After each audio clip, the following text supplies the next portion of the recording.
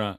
And So, I want to make a point here. What Mr. Brass here in chat is mentioning said, I've said before that every seemingly justified vigilante justice, there is unjustified ones, like with race vigilante mobs or oh yeah, what do we call them, like the lynch mobs and stuff. yeah, we're gonna touch on Yeah, a lot of that, the mob mentality we're gonna stuff. definitely hit that towards the end, Yeah, for sure. But I just wanted to let Brass know that I yeah, see you, and we will be getting to that too. for these kids. It's the same medicines. Yes, I mean, it absolutely is. So we do see this happening, but he secretly underwent hormone therapy again to reverse it, just the Hmm. opposite direction.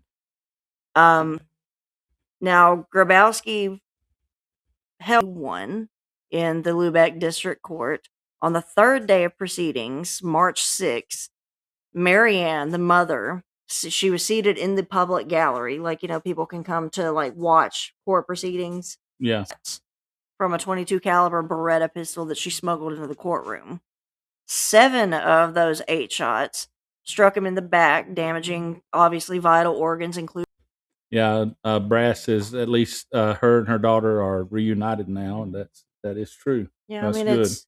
We assume it's true. again, it's heartbreaking because being buried next to your daughter, that just I don't know, it adds that like mental image, Hmm. and that's we say 25 because that's when the human brain roughly finishes developing. That impulse control center of the human brain is the last one to develop maturely, fully, and that happens roughly about the age of 25. Very good point. Says, well, our politicians have shown that sometimes brains never fully develop, and I kind of agree with that too. Yeah. Yeah, I kind of to the point now where let's get rid of everybody in Washington and replace them with Down syndrome people, because I think the world would be a better place if we did that. Yes. Those are the But I sweetest, say some of we've the talked about this, smartest, like most pure people in the world, and you I would know how much I love these I would people. absolutely love to live in a country that is ran by people like that. Let's get So like the Down syndrome people and everything, and a whole bunch of like golden retrievers or something. yeah, yeah, and I Nobody's mean, ever gonna be bad. Nobody's ever gonna go to war I can't again. say enough good about them. To the scenes. So the victim's bloods were all on his clothes, on the weapons he used, everything. Psychiatric evaluation diagnosed a complex post traumatic stress disorder with dissociative features during the attacks, which means probably. um, Brass says that Jason Vukovich got stuck with the Alaskan Avenger nickname because MC Hammer was already taken. I do have some information about. Brass says it's nice when brothers can reunite over a common interest.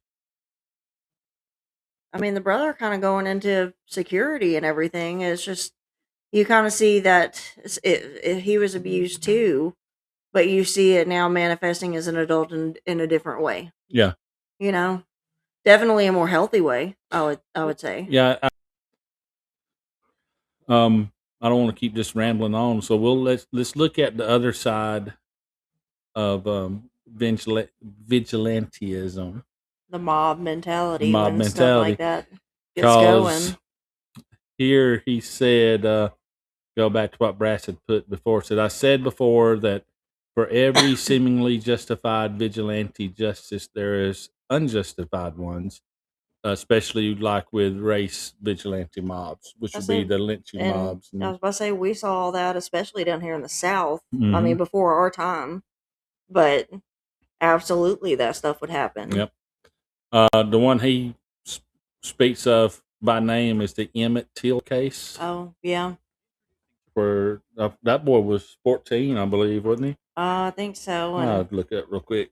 wasn't it a white girl in the community had like accused him of rape or something? I know he. I think they said mainly he just insulted her, if I remember right. Rejected her, I think. Hi, bud. Can I help you?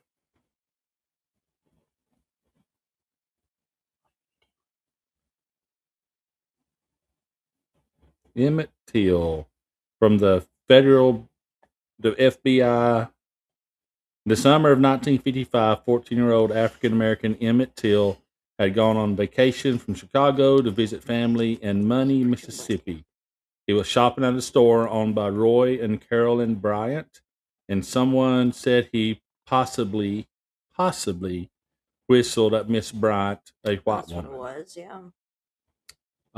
At some point around August 28th, he was kidnapped, beaten, and shot in the head.